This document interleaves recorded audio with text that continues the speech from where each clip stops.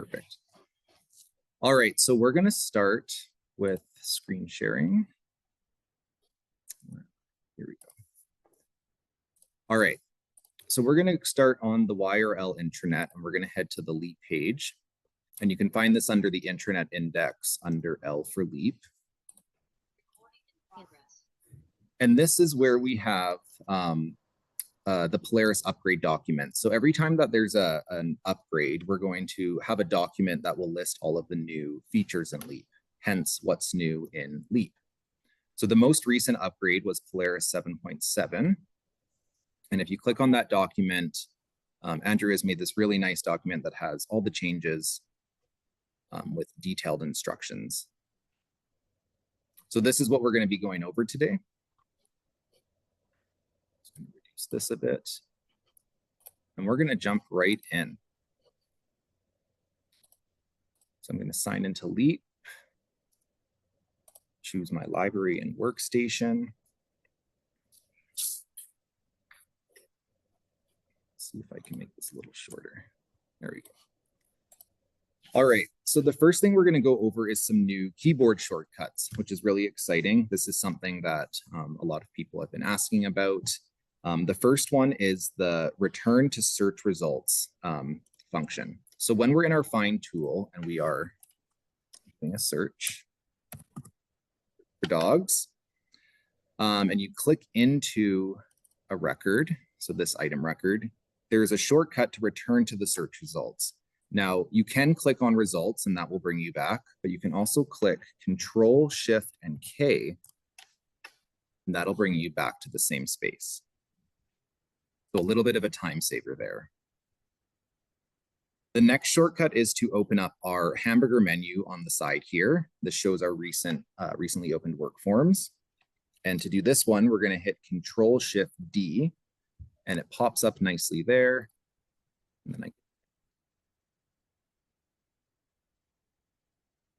nice. And if you do it again while it's open, it will shut itself. When we open up a work form, I'm going to open up this recent item work form.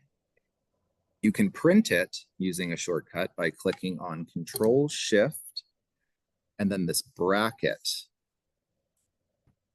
the bracket button, and that'll bring you straight to the printing window where you can select your settings and then print off the item work form. Okay, back to our main menu. There is a shortcut to open up the new menu. So instead of just clicking on it, you can hit Control-Shift-L.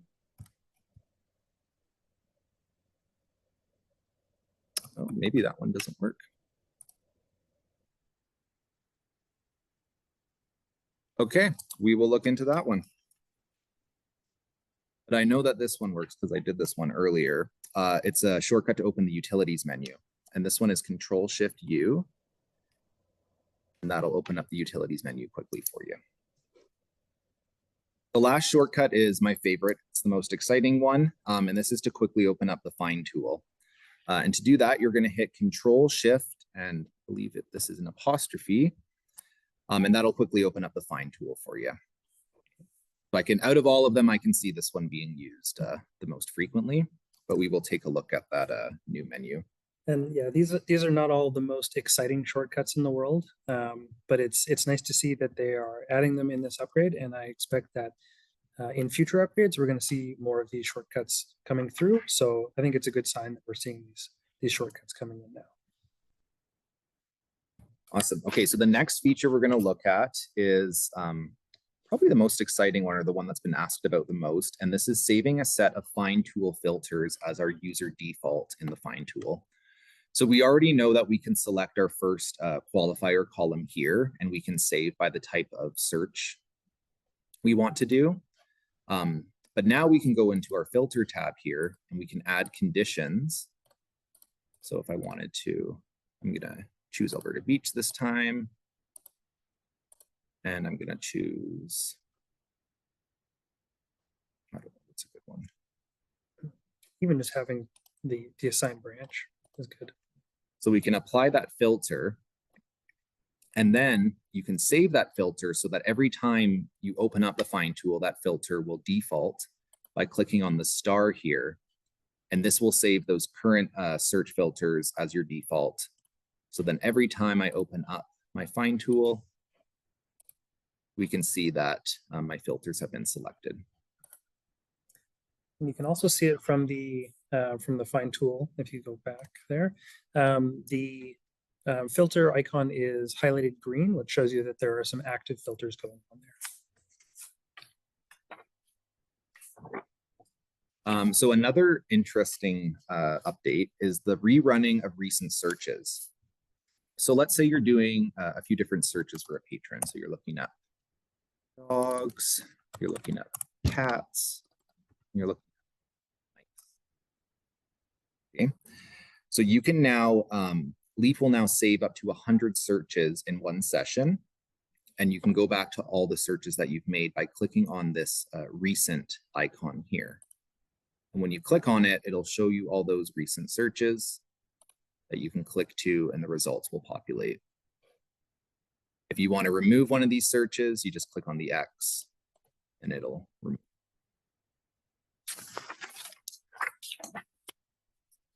All right. The next feature in Leap that is new is the ability to select a range of records using Shift and click. So I have some records displayed here, so I'm just going to use these as my example. So let's say I'm scrolling through and I only want the records that are on this particular part of the screen. I can click the top one. I'm going to hold Shift, and then I can continue to scroll down, select as many records as I need. And then you have the option to whatever you need to do, add them to record sets, bulk change them, or go into them. All right. The last feature that we want to show involves record sets. And this is the ability to load all of the records in a record set when the record set has more than 250 records in it. So for sets that do not have over 250, those records are going to load entirely. But for record sets that have over that, you do need to select a button to load them all. So I'm going to search one up. Yeah, and I think the purpose for this too is to keep Leap moving fast, so it's not loading thousands and thousands of results. So now you have the option, if you want to see them all, you can populate it, but it'll move a little bit faster. Right now, let's just see when we scroll to the bottom. Yeah, it only has the 250 of the total. So there's two ways to do this. You can click load all at the bottom here, but it's also right on top. So you can select it and then just see what it does. Yeah, it should take a minute and then it'll load all of those results down into the bottom.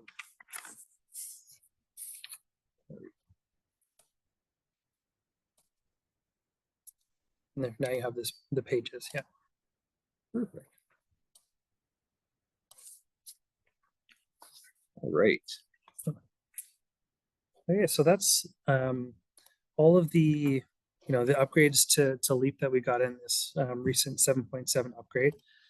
I just wanted to talk a bit more about the upgrade process and kind of how all this works. So you're probably all used to Polaris upgrades, right? That's what we call them. But when those Polaris upgrades happen, what's actually happening is we're getting new features in Polaris and Leap across the ILS. So these are the new features for Leap that came in 7.7.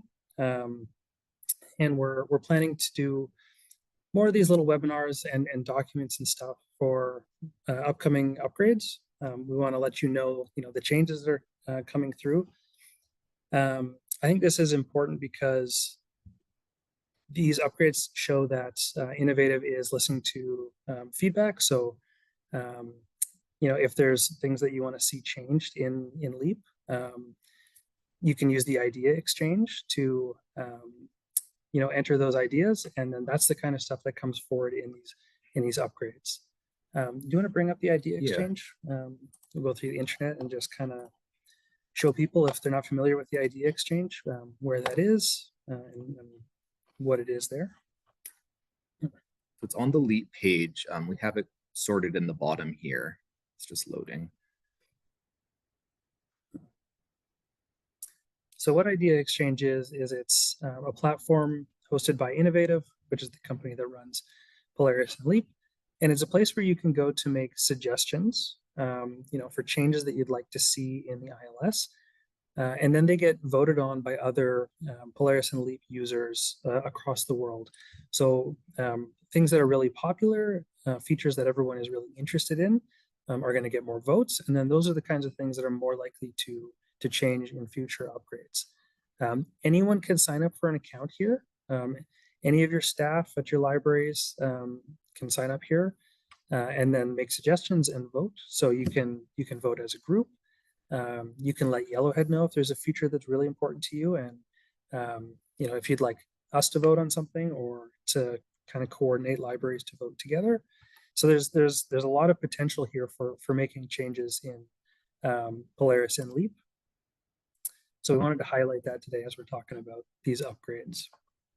Accounts are free to make too. And when you do, we found this out recently, or I did. When you vote on a idea, it will give you a notification every time that there's a comment on it. So it kind of gives you an idea of how others are feeling about that idea as well. Okay.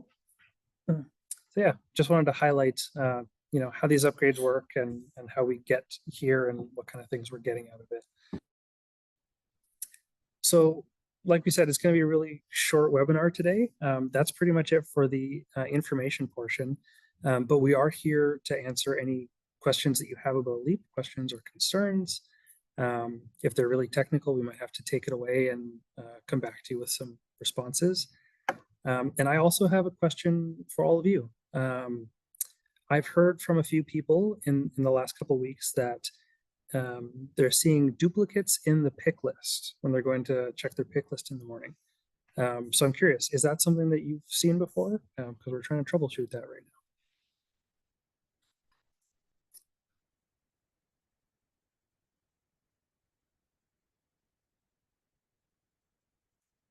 Haven't seen that? That's good.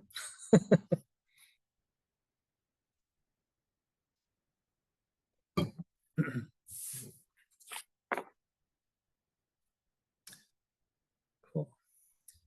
Well, it doesn't look like there's a lot of questions coming in. Gail's still seeing duplicates. Okay. And thank you for letting me know about that the other day, Gail. I appreciate that.